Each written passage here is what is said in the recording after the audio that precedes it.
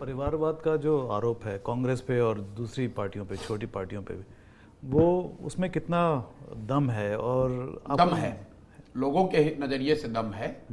मैं इसमें नहीं जाऊंगा कि कांग्रेस ज़्यादा परिवारवादी है कि राजद है कि सपा है कि बीजेपी है, वो तो तू मैं की बात है। लेकिन अगर आप पब्लिक के नज़रिए से देखें तो लोगों में जरूर ये बात है कि अगर आप you are becoming the leader just because of the surname, तो किसी जमाने में शायद पोस्ट इंडिपेंडेंट इंडिया में वो आपके लिए एडवांटेज था कि आप राजा के लड़के हैं या किसी बड़े बाप के लड़के हैं या you are carrying a significant surname. In today's time it's a liability, it's a liability.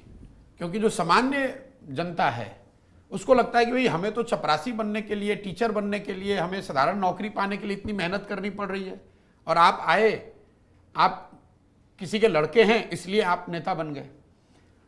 और आप पब्लिक के बिहेवियर को सेकंड करने, मैं जो बात कह रहा हूं उसको स्ट्रेंथन करने के लिए मैं आपको आर्गुमेंट ये दूंगा कि आप देख लो जितने लोग इस तरह के आए हैं उनको सबको असफलता ही हाथ लगी है।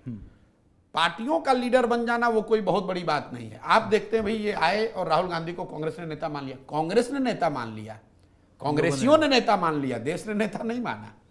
अखिलेश यादव, फॉरगेट अबाउट कांग्रेस, अखिलेश यादव सपा के नेता हैं, मुलायम सिंह जी के बाद वो नेता बन गए।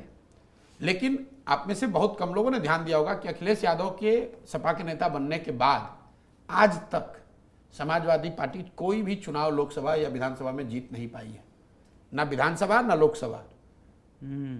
लास्ट सपा कब जीती थी? जब मुलायम सिंह यादव उसके लीडर थे, अखिलेश यादव उसके एक चेहरा थे।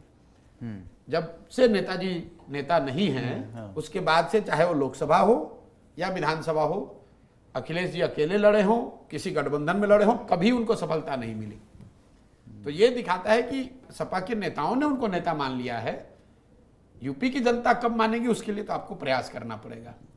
लालू यादव के लड़के हैं तेजस्वी यादव, तो राजद के लोग उनको नेता मान लेंगे, लेकिन बिहार के लोगों ने उनको अपना नेता मान लिया ऐसी बात नहीं है। सेम चीज लागू होती है, वो चाहे आप स्टालिन के लड़के हैं या गांधी परिवार के लड़के हैं। अगर आप तो परिवारवाद कहीं ना कहीं आप जनता अपने आप उसको रिजेक्ट करते हैं कि उसके लिए बहुत ज्यादा तू मैं करने की जरूरत नहीं है, क्योंकि भाजपा भी तो वही कर रही है। और भाजपा थोड़ी सी बेहतर आपको इसलिए दिखती है कि अभी वो नए नए सत्ता में आए हैं, उनका सेकंड जनरेशन है, वो तो अब आएगा ना। तो वो प्रेशर तो अब बिल्ड होना शुरू होगा। पहले आपके नेता थे ही नहीं, आपके बाबूजी उतने बड़े थे ही नहीं, तो आप तो सेल्फ में नहीं दिखेंगे। अब वो समय आएगा कि नेक्स्ट 10, जैसे आप देखिए बहुत सारी बातें जो भाजपा ने कहा चाल चरित्र चेहरा को लेकर, जब वो सत्ता में आए हैं तो वो सब कुछ डाइल्यूट होता दिख रहा है।